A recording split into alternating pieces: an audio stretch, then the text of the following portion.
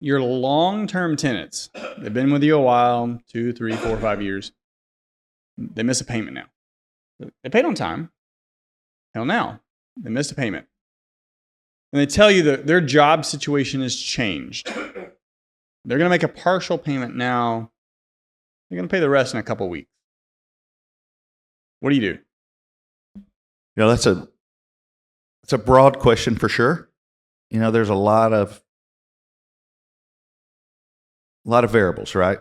You got a guy that's never paid 1 second late for 5 years, and they say, I'm going to make a partial payment now and the rest of a couple of weeks. Our policy is as long as they're not greater than 30 days, we work with anybody. And that's our eviction rate is 0.4% because we don't, well, first of all, we don't put garbage tenants in the first place. That helps. But when they do have a problem, we work with them to the extent that we think there's a high likelihood they're going to be able to catch up. If you let them get 30, 60 days behind, almost no tenant will catch up, move forward, right? We just had one, I think I was telling you about earlier today. They've been in the house since 2017. They were evicted in September. They missed August rent. They didn't pay anything in August, and we got them out September 14th, which is 6 weeks from the time they were originally due, which is pretty great. That's right? fast as you can. Pretty fast.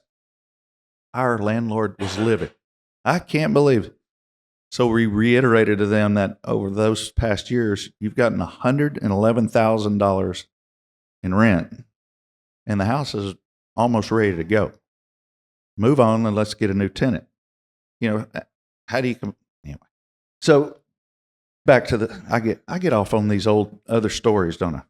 Go for it. And that's all right. But what I'll say is work with them as best you can.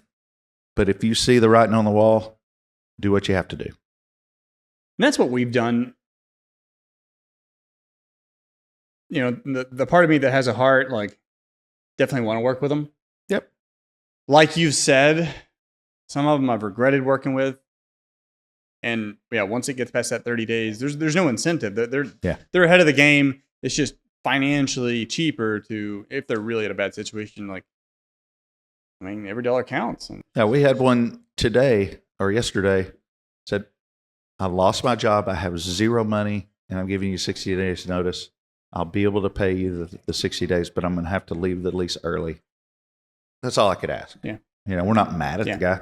And here's what is interesting is with tenants, they'll sign a 1 year or 2 year lease. But when you're 6, 8, 10 years, there's just too many chances that life happens. So it's not that they're necessarily bad people. But the other thing is when my kids got cancer, I'm paying the doctor before I'm paying my rent. Oh, yeah. So sometimes it is what it is. Yeah. You got to be professional. You got to be fair.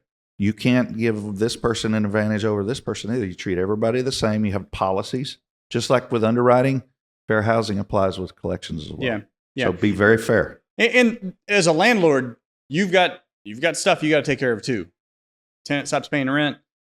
Mortgage company doesn't really care about that. Nope. So at the end of the day, if you can, and they've been a good tenant, see if you can possibly work with them, especially if they're going to make a small payment, partial payment. Don't let them get past 30 days. We actually had a lady similar to your situation. She was only there, I think she was on our second year lease, and was a single mom, and she lost her job. She'd never missed a payment, but she told us straight up, "Hey, I'm making this payment. This is the last one I can make." And she had just signed the second year lease, or maybe it was the third year lease. So we just let her know, "Hey, look, it's cool. Go ahead and find another place." And I'll tell you what, you leave the property, just clean it up. Then no broken no lease. harm, no foul, no biggie. And she left that property. The cleaners went by and they're just they called us it was our dispositions agent, our real estate agent. They're like, "We don't even need to send the cleaners." Yeah. That's only happened one other time that I've actually had a vacancy and it'd be move-in ready day one. So we just threw it right back in the market. So another collection tool we use is, with the exception of safety, hey, my door won't lock. If you call me about a maintenance ticket and you're not current on your rent, call me back when you're ready to pay your rent and we'll send the maintenance guy out. It's in the lease. 100%.